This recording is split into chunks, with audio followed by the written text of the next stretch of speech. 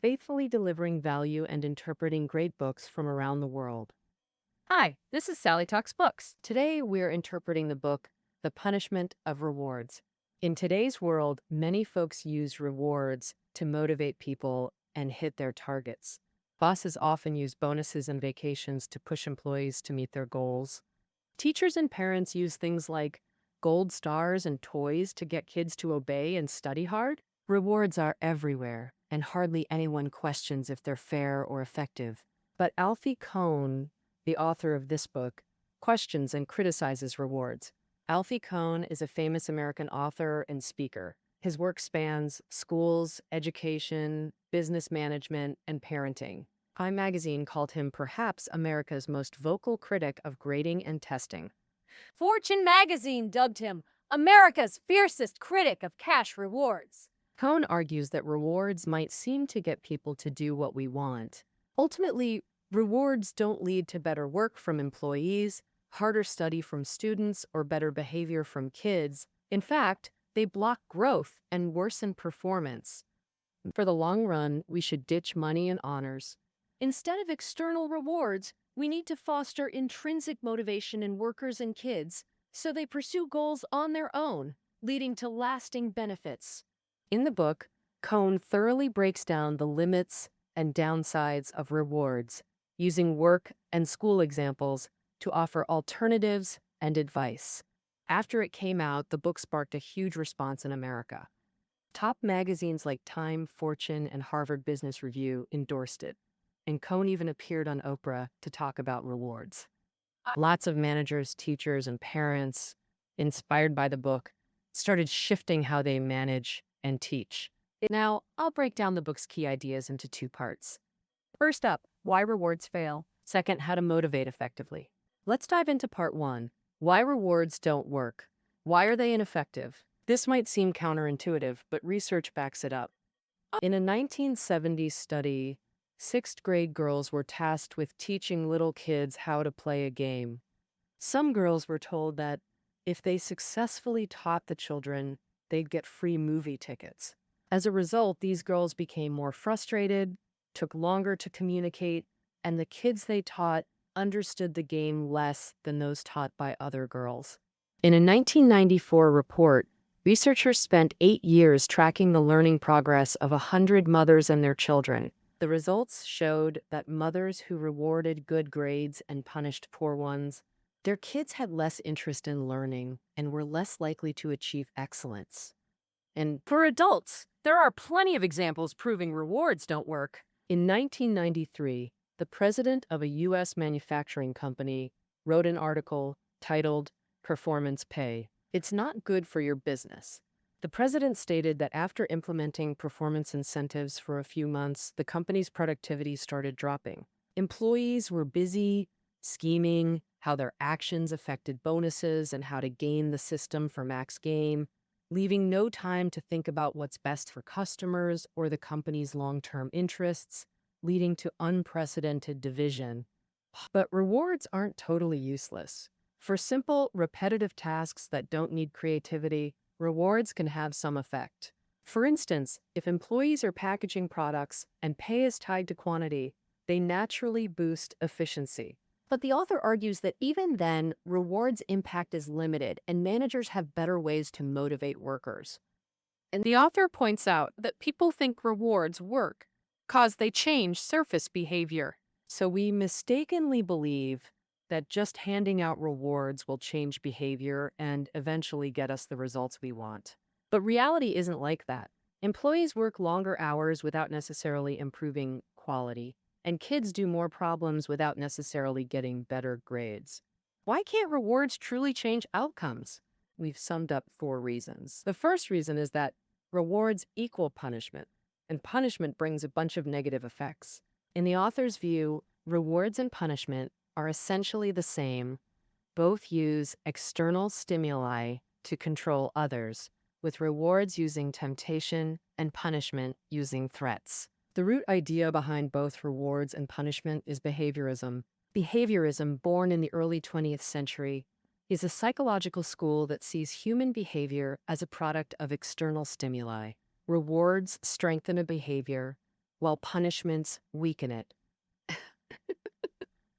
To behaviorists, people are no different from machines. With targeted rewards and punishments, we can completely control a person. The author believes this behaviorist view is both inaccurate and inhumane. More psychologists recognize humans naturally have an intrinsic drive to explore themselves and surroundings, overcoming challenges, improving skills, or doing meaningful things brings satisfaction. Behaviorism also fuels inequality among people. When someone rewards or punishes to control others, it implies superior status, which feels deeply unpleasant. Say I help a neighbor move furniture out of kindness, then they give me $50. Though rewarded, I'd feel demeaned and upset. Next time I see them moving, I might not help. Why feel inferior for some cash? Many folks use rewards and punishments together. Surveys show parents who frequently reward kids also frequently punish them. The author notes that not receiving an expected reward is itself punishment. For example, a parent promises a zoo trip if the child behaves all week. Then when the child annoys them, the parent cancels it. No zoo for you this weekend. Withdrawing rewards creates threats indistinguishable from punishment. The more enticing the reward, the harsher the punishment when withdrawn, and punishment is an unpleasant, disrespectful approach. Punishers suppress through power, not reason, sparking rebellion, defensiveness, and anger, distracting from tasks. At best, punishment makes people avoid failure out of fear. They won't push limits, just avoid mistakes, meeting only minimum standards. In parenting, punishment causes especially long-term damage. Punishment emphasizes consequences, not the behavior itself. When parents punish lying or skipping school, kids learn to avoid getting caught, not that these acts are wrong. The focus becomes hiding actions from parents. So, on the surface, punishment seems to change kids' behavior, but it just makes them hide it. Also, compared to adults, kids have less control over their emotions. To vent the negative feelings from punishment, kids might bully peers. Many studies show kids become more destructive and aggressive when parents frequently punish. These kids are also more likely to make mistakes after leaving home. In short, though rewards and punishment seem different, they're closely linked. When we reward others, it's hard to avoid punishment's downsides. Rewards are ineffective. The second reason is rewards damage relationships. People like rewards partly because they fit the fairness principle. This principle says if someone excels and achieves results, they must be rewarded. It's a widespread moral view that many agree with. But looking closer, the fairness principle has questionable aspects. For example, is the person's achievement solely their own doing?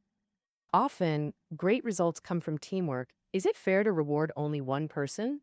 Some work hard, but due to luck or environment, don't get ideal outcomes. From this view, should rewards be based just on results? Social psychologists note the fairness principle is impersonal and purely economic. It doesn't fit every situation. Life has other distribution methods. No parent gives food based on a child's contribution, and governments aid the vulnerable, not from fairness. A negative effect is it damages relationships, which are crucial for work and education. Take work. Good teamwork often beats solo efforts. Team members share resources, exchange knowledge and skills, raising everyone's game.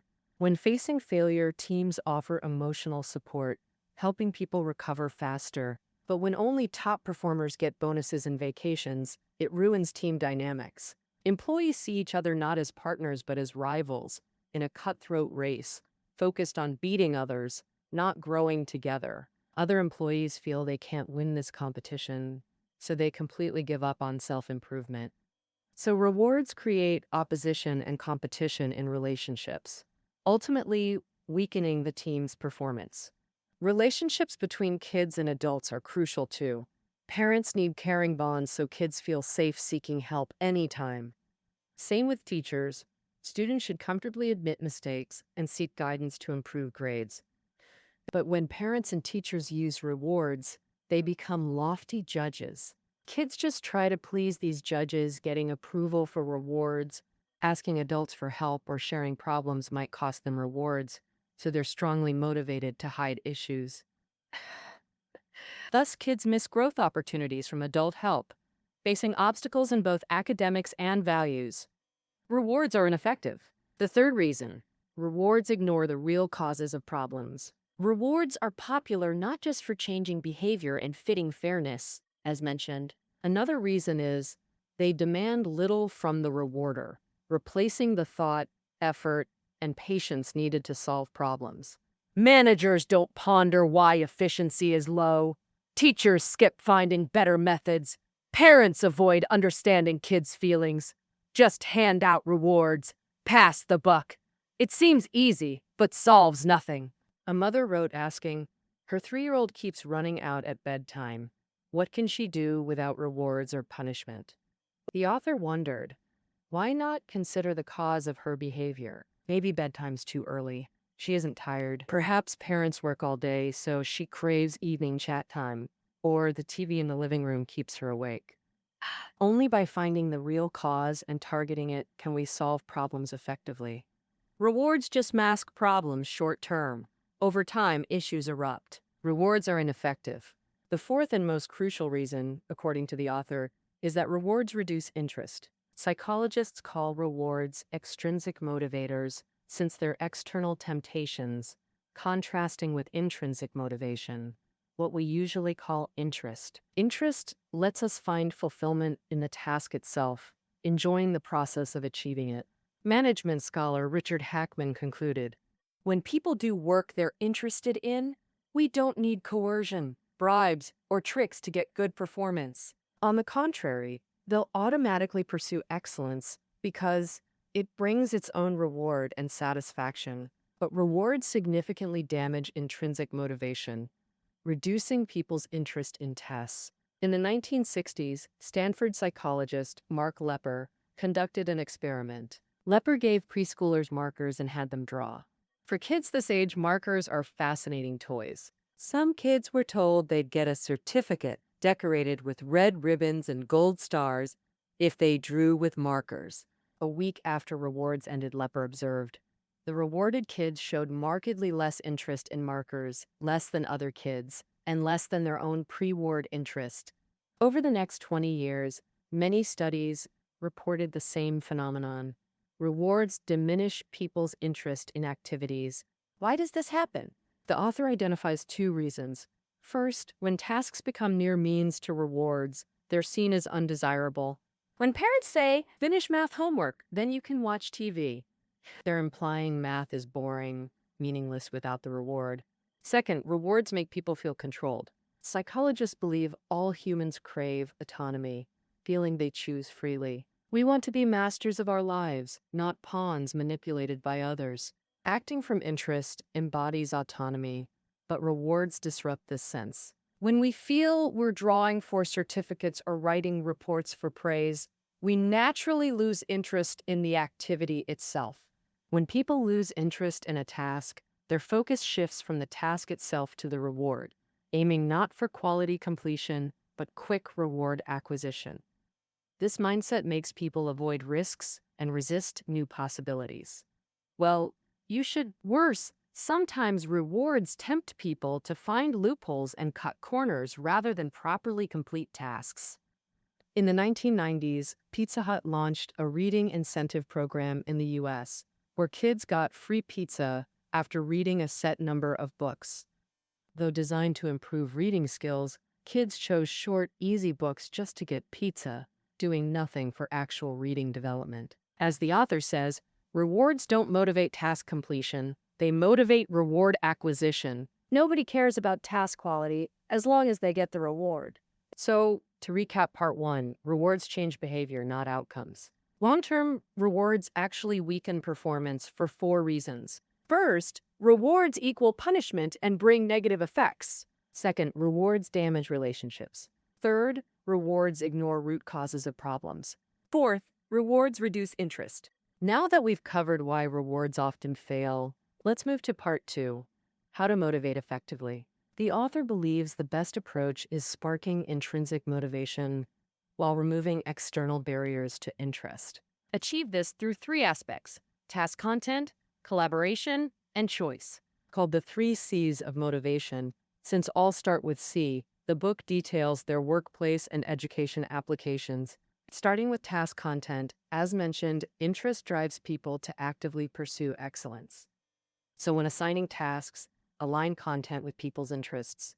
For managers, assign work based not just on skills but interests, letting employees pursue what excites them. Companies can implement job rotations to help employees discover interests. Beyond preferences, show how work creates impact. Fostering meaning and responsibility also sparks interest. Oh, come back. For example, managers at car companies can organize meetings between designers and users or share user driving experiences in internal publications. This makes designers feel their work is meaningful and full of passion. In educating children, interest is also key. The author points out that a major flaw in modern education is learning content disconnected from real contexts. Students memorize formulas and solve abstract math problems without seeing how they relate to themselves. The author suggests teachers connect knowledge to real life, e.g., if kids are curious about height growth, teach addition and decimals. If they like spaceships, discuss gravity. Also, the author advises teachers and parents to ask when making demands. Does this conflict with the child's basic needs? Exploring the world is a child's nature. Adults should let them express it safely, not restrict them for convenience. When a parent tells a 5-year-old not to play with knives because they might get hurt, that's reasonable.